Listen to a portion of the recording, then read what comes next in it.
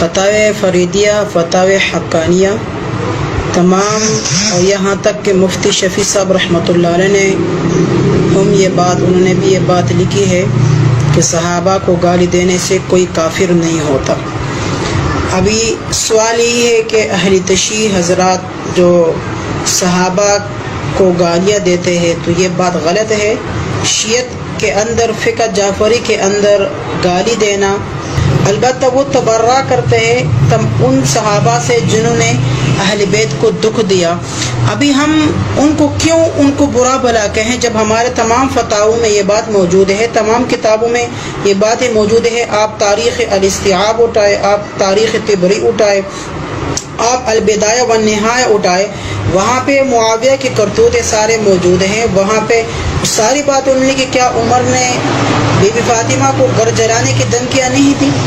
کیا be be Fatima وہ دربار نہیں آئی بھی تھی؟ وہ دربار آ گئی، 4 گھنٹے مسلسل دربار میں کھڑی تھی۔ اگر ان کا حق نہیں تھا تو وہ دربار میں کس لیے آئی؟ یہ ہماری غلط فہمی ہے کہ ہم نے اہل بیت کے عناد میں آ کر ہم نے شیعت کو بدنام کر کے، میں صاف کہتا ہوں شیعہ مسلمان ہیں، شیعہ کو کافر کہنے والے وہ رسول کی مخالفت کر رہے، اور شیعہ ہی عین میرے نبی کے تابعدار ہے، علی کے تابعدار ہے، تو ہم اس میں کیوں چپ رہے؟ میں تمام اپنے بھائیوں سے گزارش کر رہا ہوں، میں ان کو دعوت دے رہا ہوں کہ تم لوگ شیعت مسلک قبول کرو، ان کے ہاں آ جاؤ، ان کے در پہ آ جاؤ۔ تمہیں اگر اہل بیت ڈھونڈنا ہے تو اہل بیت یہاں سے مل جائے گا۔ تو میں یہ بات عرض کرنا چاہتا ہوں کہ شیعہ مسلمان ہیں، شیعہ کافر نہیں ہیں۔ صحابہ کو گالی دینے سے کوئی کافر نہیں ہوتا۔ اگر کوئی آدمی معاویہ پر لعنت کرے، طعن کرے، تو معاویہ اس کا حقدار ہے، کیونکہ معاویہ نے کتنے کرتوتے اسلام میں، دین میں، نبی علیہ السلام کے بعد انہوں نے اپنی زمانے میں کیا کیا نہیں کیا۔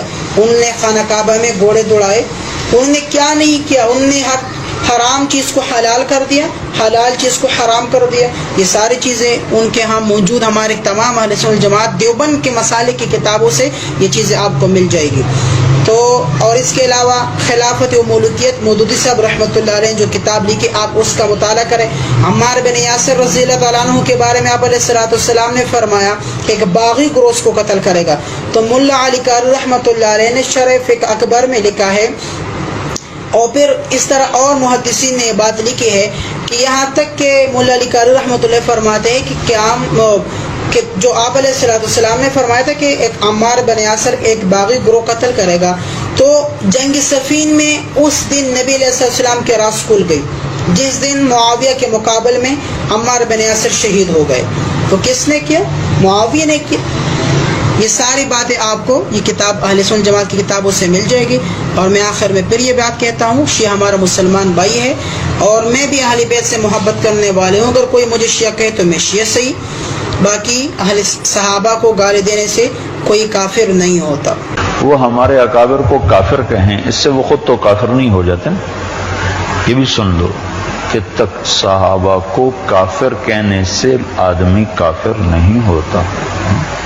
یہ اپنے ہی اکابر کے فتاوا میں نے پڑھا ہے۔ میری بات آپ نے سن لی، میری سطح بہت بلند ہے، میں نے ان لوگوں کو پڑھا ہے، ایمانداری سے پڑھا، اور ان کے اصل دفتر میں نے کنگالے ہیں کہ شیعہ کہاں سے چلے اور ان کے کیا۔